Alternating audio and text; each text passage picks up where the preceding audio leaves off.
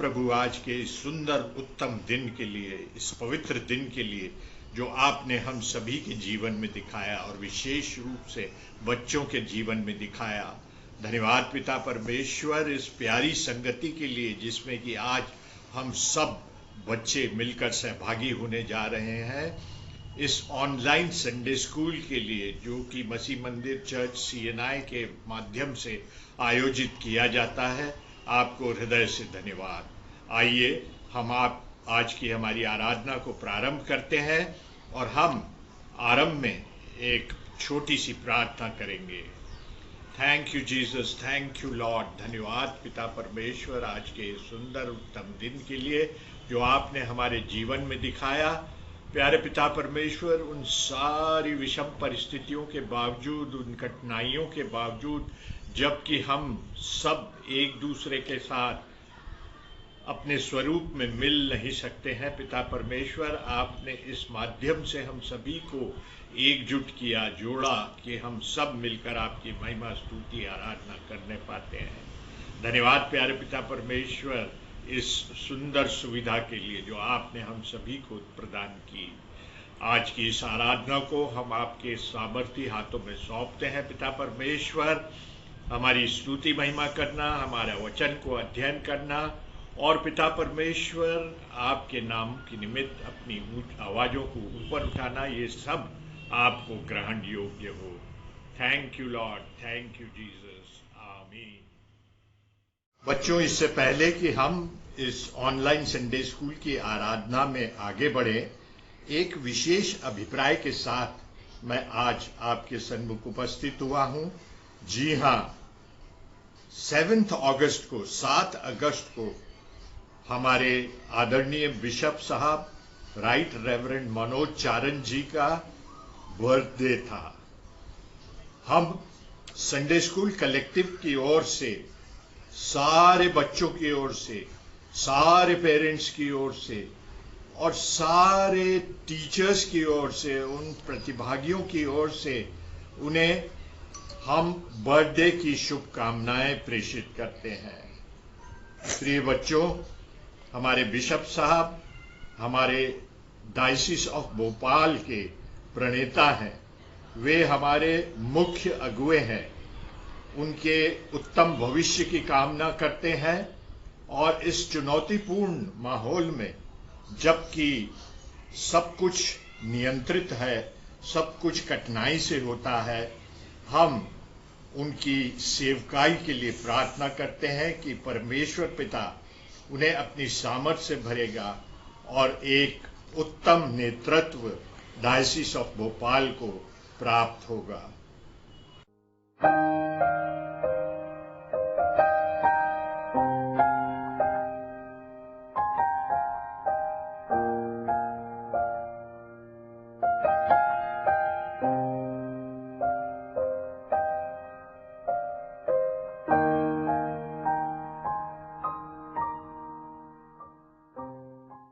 आइए हम इस ऑनलाइन संडे स्कूल की आराधना में, उसकी स्तुति महिमा में आगे बढ़ते हैं। और जो आज बच्चे उसकी स्तुति महिमा में हमारी अगुवाई करने जा रहे हैं, वे है जोएल पाटोंदा। जी हाँ, जोएल पाटोंदा जो कि जूनियर क्लास के बच्चे हैं। वे एक सुंदर एक्शन सॉन्ग के द्वारा से उसकी महिमा स्तुति आराधना करेंगे और अरव गॉडविन एक सुंदर गीत के माध्यम से उसकी महिमा करेंगे। जी हाँ, अरव गॉडविन उसकी महिमा स्तुति करेंगे एक सुंदर गीत के द्वारा से, और सुनिष्का एंजल पॉल उसकी महिमा स्तुति एक सुंदर एक्शन सॉन्ग के द्वारा से करेंगी। सो लीजिए, सबसे पहले प्रस्तुत है जोएल पाटोंदा के द्वारा से एक एक्शन सॉन्ग।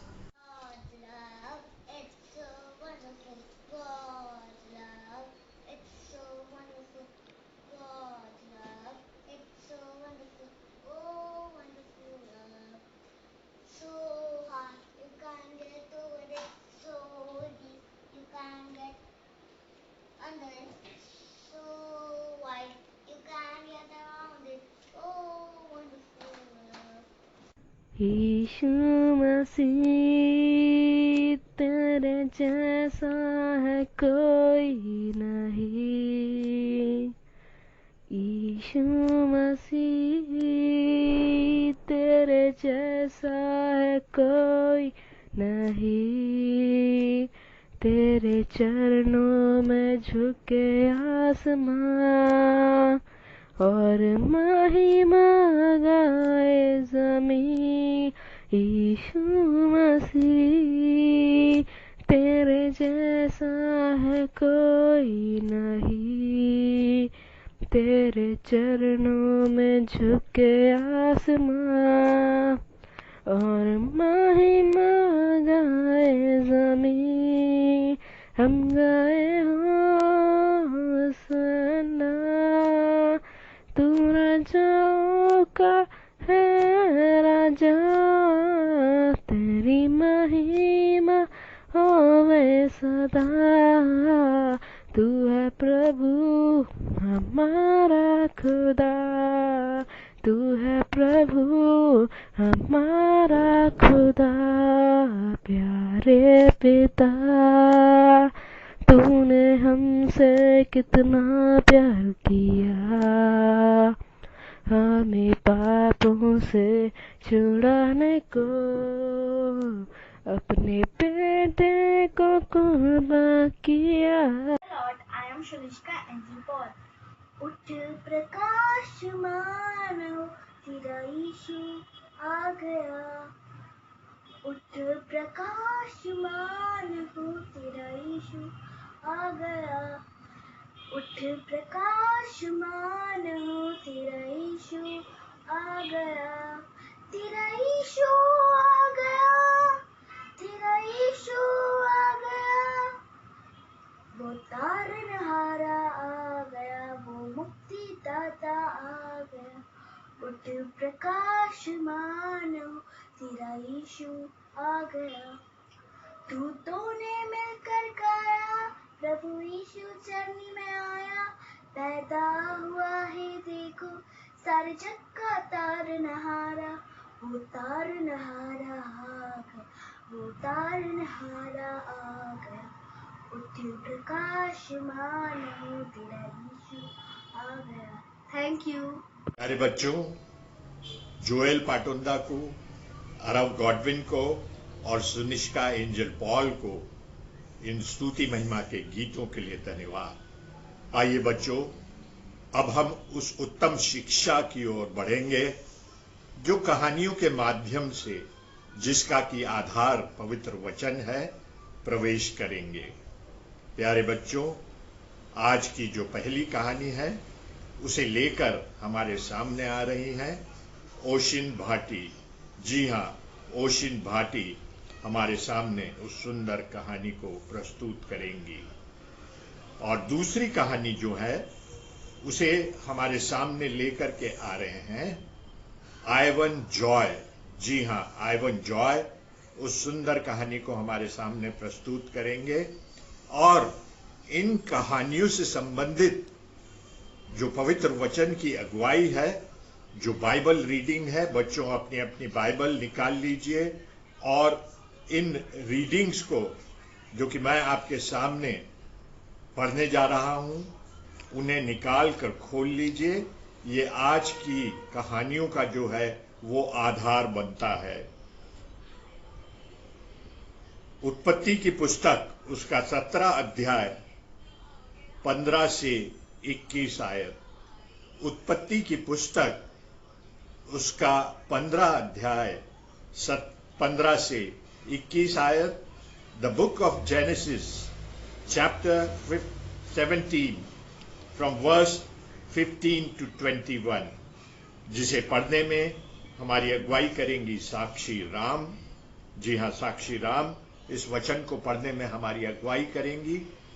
और जो दूसरी कहानी है जिसे आइवन जॉय भैया प्रस्तुत करने जा रहे हैं, उसका वचन पाया जाता है मत्ती रचित सुसमाचार उसका 13 अध्याय 14 से 21 आयत तक।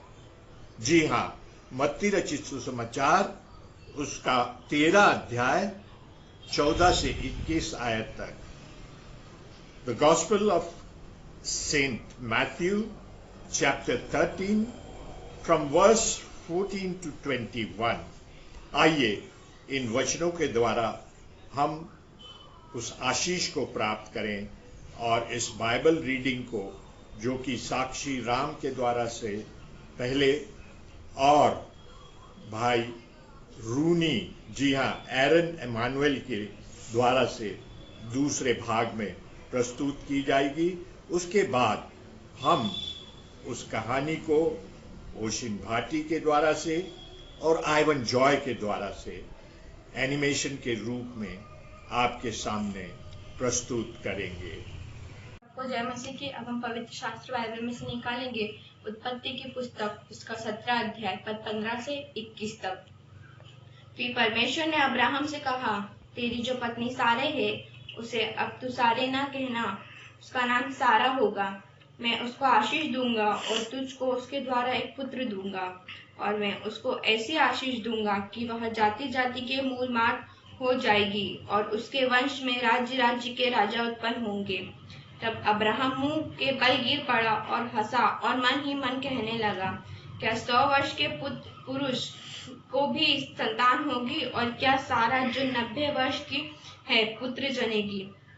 और अब्राहम ने परमेश्वर से कहा, इश्माएल तेरी दृष्टि में ही बना रहे, यही बहुत है। तब परमेश्वर ने कहा, निश्चय तेरी पत्नी सारा को तुझसे एक पुत्र उत्पन्न होगा, और तू उसका नाम इसहाक रखना, और मैं उसके साथ ऐसी वाचा बांधूंगा जो उसके पश्चात उसके वंश के लिए युग युग की वाचा होगी। इश्माएल के विषय में भी मैंने तेरी सुनी है, मैं उसको भी आशीष दूंगा और उसे फलवंत करूंगा और अत्यंत ही बढ़ा दूंगा। उससे 12 प्रधान उत्पन्न होंगे, और मैं उससे एक बड़ी जाति बनाऊंगा।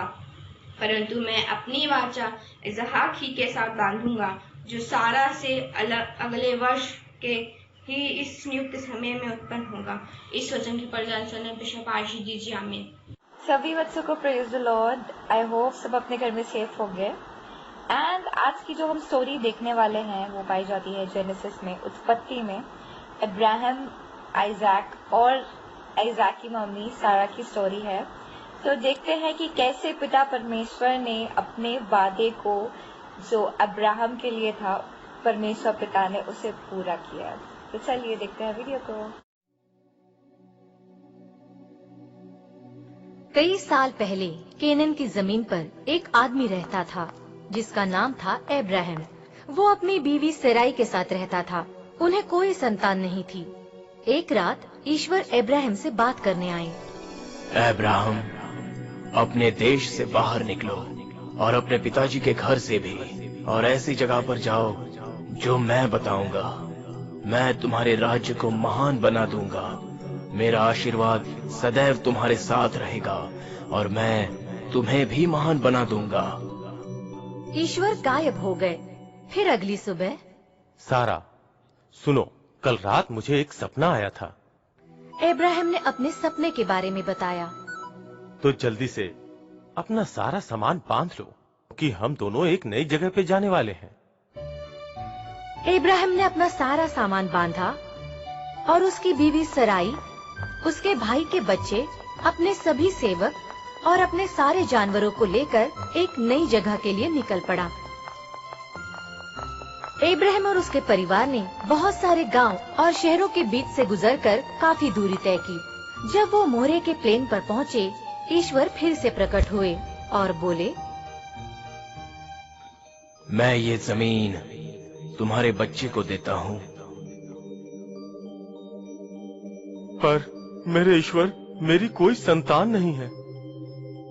आकाश की ओर देखो, तारों से बोलो, अगर तुम उन्हें गिन सको तो बात बदल सकती है। अब्राहम को समझ में नहीं आया कि ईश्वर क्या कहना चाहते हैं, क्योंकि उसकी खुद की कोई संतान नहीं थी, पर उसे ईश्वर पर पूरा भरोसा था।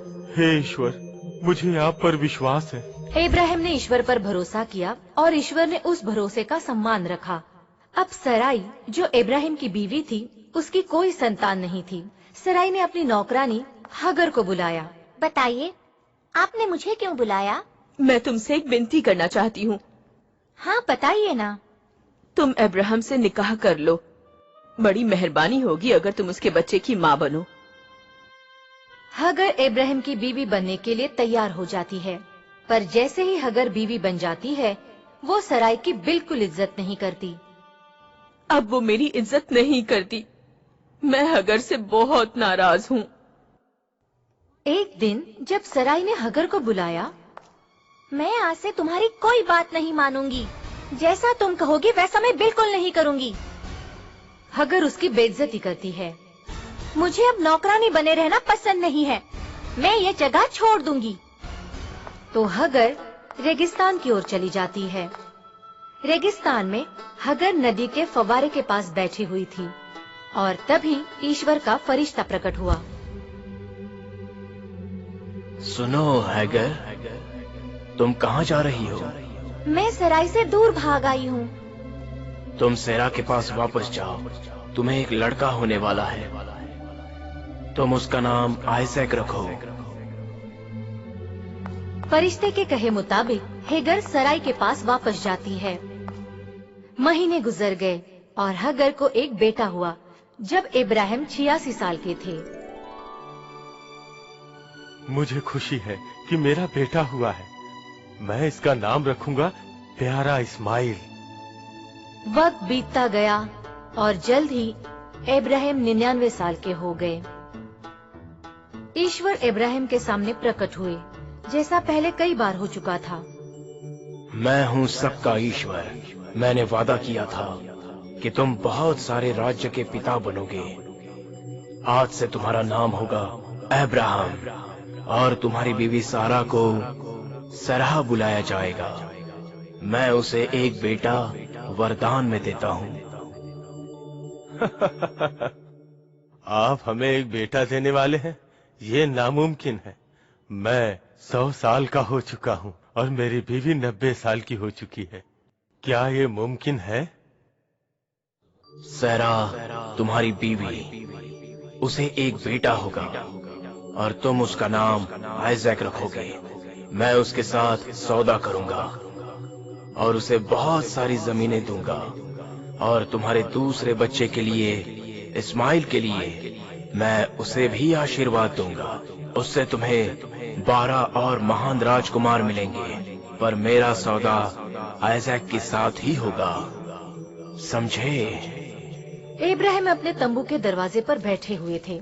कुछ दिनों बाद एक दिन जब दोपहर हो गई थी और सूरज बहुत गर्म था, उसने ऊपर देखा और समझा कि 3 लोग उसके सामने खड़े थे और वो समझ गया कि वो ईश्वर के मैसेंजर थे। कृपया करके अंदर आइए। मैं आप लोगों के लिए कुछ खाने का प्रबंध करता हूँ। तुम्हारी बीवी सेरा कहाँ है? वो तो टेंट के अंदर बैठी है। अगले साल इसी वक्त हम तुमसे दोबारा मिलेंगे। तब सायरा एक बच्चे को जन्म दे चुकी होगी। सराय अंदर बैठी थी। उसने सारी बातें सुनी और जोर से हंस पड़ी। मैं बूढ़ी हो चुकी हूँ। मैं बच्चे को जन्म कैसे दे सकती हूँ? हंस क्यों रही हो सेरा? क्या ईश्वर ये बिना सोचे समझे कर रहे हैं? ईश्वर के हिसाब से तुम बच्चे को जन्म दोगी। अब हम चलते हैं। शुक्रिया। महीने गुजर गए और सराय को बेटा हुआ। सरा, हम इसका नाम इसाक रखेंगे। क्या कहती हो? ये चमत्कार है। ईश्वर सच में महान है। इस उम्र में भी हमें एक बच्चा हुआ है। चलो प्रार्थना करें, ईश्वर को शुक्रिया अदा करें। मैं ईश्वर पर हंसी थी ताकि मेरे साथ सब लोग हंसे। किसी ने उम्मीद नहीं की थी कि मैं कभी भी एक बच्चे को जन्म दे पाऊंगी। ये ईश्वर का आज तक का सबसे बड़ा चमत्कार है। अगर ईश्वर कोई वादा करते हैं तो उसे पूरा जरूर करते हैं। ईश्वर के लिए कुछ भी मुश्किल नहीं। आई होप आपको ये स्टोरी अच्छी लगी होगी और इसका मॉरल ऑफ द स्टोरी मैं आपको गा के सुनाती हूँ। खुदा से मांगो मिलेगा, उसका वादा है वो देगा, उसके वादे पे एतबार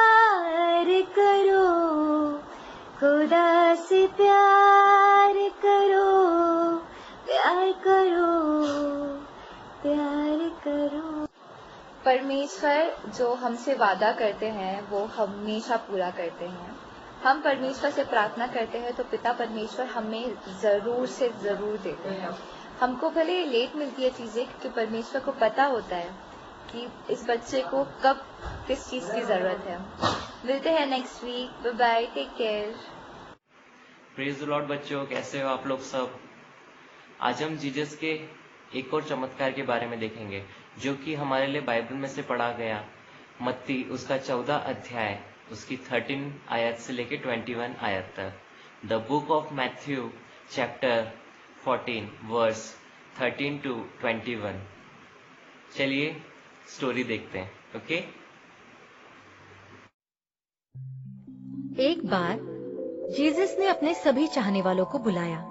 देश में घूमिए, मैं तुम्हें शक्ति देता हूँ कि तुम बीमारों को ठीक कर सको और उन्हें ईश्वर के प्यार और रहम के बारे में बताओ। वो सभी निकल पड़े और बीमार लोगों को ठीक करने लगे। जब वो वापस लौटे, उन्होंने जीसस को लोगों की बातें बताई कि कैसे उन्होंने सबको ठीक किया। अपने रोमांच के बारे में बताने के लिए वो बड़े ही उत्तेजित थे। पर परेशानी तब हुई जब लोगों ने डिसाइपल का पीछा करके जीसस का पता लगा लिया। हमने जीसस के बहुत सारे कारनामों के बारे में सुना है, हम अपनी आंखों से उन्हें देखना चाहते हैं। मुझे पता था मेरे चाहने वाले मुझसे बात करना चाहेंगे। तुम सब मेरे साथ चलो। हम एक शांत जगह ढूंढेंगे जहाँ पर हम आराम कर सकें।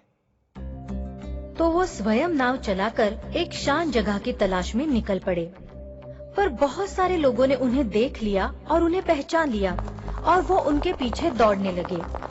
जिस नाव पर जीसस और उनके लोग सवार थे वो हवा के कारण धीमी चल रही थी और इस वजह से लोग किनारे के दूसरी तरफ उनसे पहले पहुंच गए। ओह, लोगों का जमावड़ा लगा है। कितना बड़ा जमावड़ा। सच में मैं इन लोगों से प्यार करता हूँ क्योंकि इन्हें एक शिक्षक की जरूरत है जिस पर ये विश्वास कर सकें। मुझे पता है वो सब समझ जाएंगे, मुझे यकीन है। जरूर मेरे हुजूर। उन्होंने लोगों के बड़े से भीड़ को कई सारी बातें सिखाईं। शाम होने वाली थी और किसी भी व्यक्ति ने कुछ भी नहीं खाया था।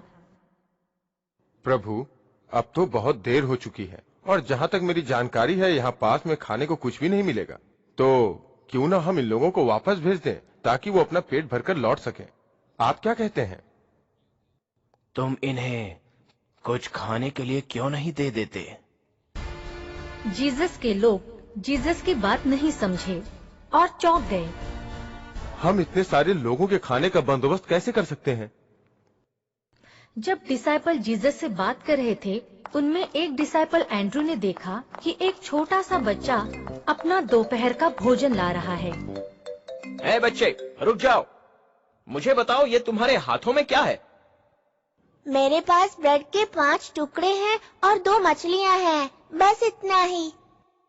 तुम यहीं रुको, कहीं मत जाना, समझे? मैं तुम्हें थोड़ी ही देर में बुलाता हूँ। वो जल्दी से वहाँ गया जहाँ जीसस और उनके डिसाइपल उनसे बात कर रहे थे और उनसे बोला, यहाँ एक बच्चा है जिसके पास 5 ब्रेड के टुकड़े और 2 मछलियाँ हैं। जीसस मुस्कुराए और बोले, सबसे कहो कि यहाँ बैठ जाएं। जैसे ही सब अपनी जगह पर बैठ गए, जीसस ने ब्रेड का टुकड़ा उठाया और ईश्वर को उसके लिए शुक्रिया कहा। हे ईश्वर, इस भोजन के लिए आपका बहुत बहुत शुक्रिया। एंड्रू, अब ये ब्रेड सबको दे दो और सबसे कह दो कि जिसे जितनी भूख लगी है वो उतना ले सकता है। जीसस ने फिर मछली उठाई और ईश्वर को धन्यवाद किया। पीटर, अब ये मछली जाकर सबको दे दो और कहो जिसे जितना चाहिए वो ले सकता है। वहाँ 5000 लोग उस बच्चे के भोजन से खाना खा रहे थे जो खाना बच्चे के लिए पूरा नहीं पड़ रहा था। उसी में सभी लोग पेट भरकर खाना खा रहे थे।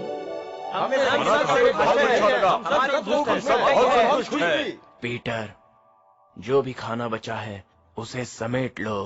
खाना कभी बर्बाद नहीं होना चाहिए। डिसाइपल्स ने खाना इकट्ठा किया और उसे गिनने लगे और उसमें अभी 12 टोकरियां खाना बचा था, जिसमें ब्रेड और मछलियां थी, जिसे बच्चे के खाने से उत्पन्न किया गया था। उसके थोड़े से खाने से सिर्फ एक ही टोकरी भर पाती, जब तक कि जीसस ने उसे नहीं छुआ था, और ये उनका एक और करिश्मा था। ईश्वर पर विश्वास रखो, वो सदैव तुम्हारे साथ है। भजन संहिता उसका 34 उसका 10 वर्स कहता है कि जवान सिंहों को तो घटी होती है और वे भूखे भी रह जाते हैं, परंतु यहोवा के खोजियों को किसी भली वस्तु की घटी ना होगी। हमें जीसस इस चमत्कार के थ्रू इस बात को प्रूव करते हैं, और हमने देखा भी है, हमें इस लॉकडाउन में कोई कमी कोई घटी नहीं हुई। जीसस ने हमारी सारी जरूरतों को पूरा किया है, इसलिए हमें रोज उससे बातें करना चाहिए कि वो हम सभी के साथ इसी तरह हमेशा साथ रहे और हमारी जरूरतों की चीजों को हमें उसके अनुग्रह के अनुसार दे। तो नेक्स्ट संडे तक सभी लोग अपने अपने घर में सेफ रहें और रोज प्रेयर करें। Okay, bye. प्यारे बच्चों, इन सुंदर कहानियों के लिए हम ओशन भाटी को और आइवन जॉय भैया को हृदय से धन्यवाद देते हैं। बच्चों, इसकी उत्तम शिक्षा को आप अपने हृदय रूपी पटिया पर उतार लेना, उसे लिख लेना और अपने जीवन में उस शिक्षा का अनुसरण करना। Thank you Jesus, thank you Lord. बच्चों, अब हम इस ऑनलाइन संडे स्कूल के अंतिम भाग में पहुंच चुके हैं, परंतु इसके पूर्व कि हम प्रभु की प्रार्थना के द्वारा से इस आराधना को, इस ऑनलाइन संडे स्कूल को समाप्त करें, एक विशेष सूचना मैं आप तक पहुंचाना चाहता हूं।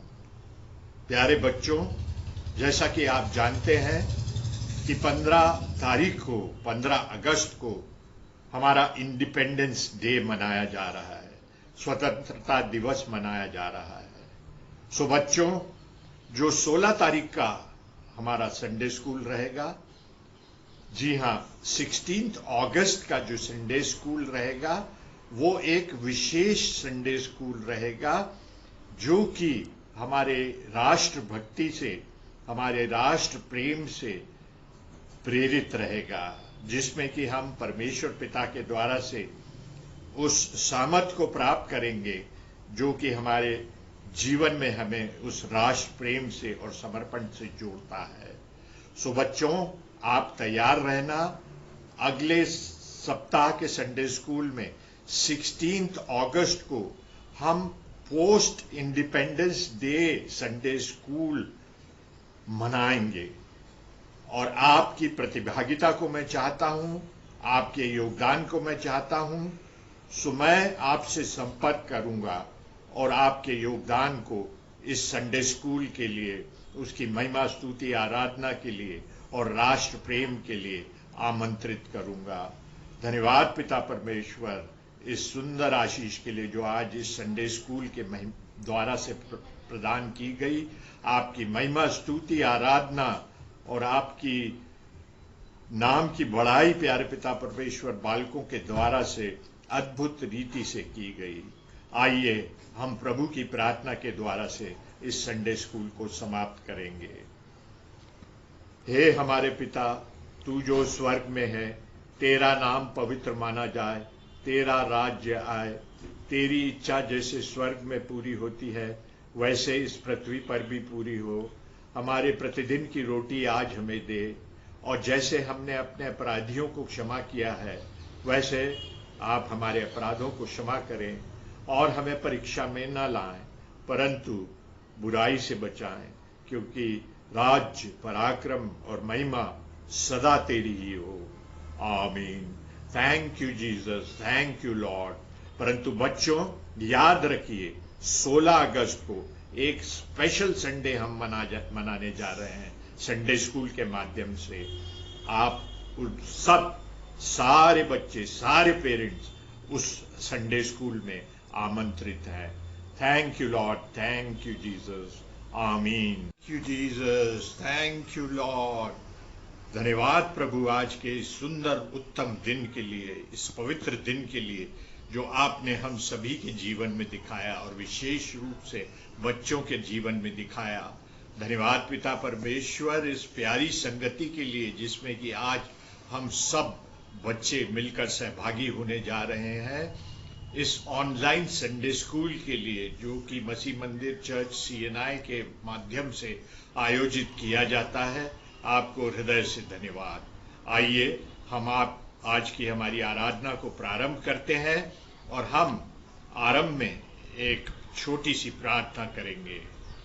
Thank you Jesus, thank you Lord. धन्यवाद पिता परमेश्वर आज के सुंदर उत्तम दिन के लिए जो आपने हमारे जीवन में दिखाया।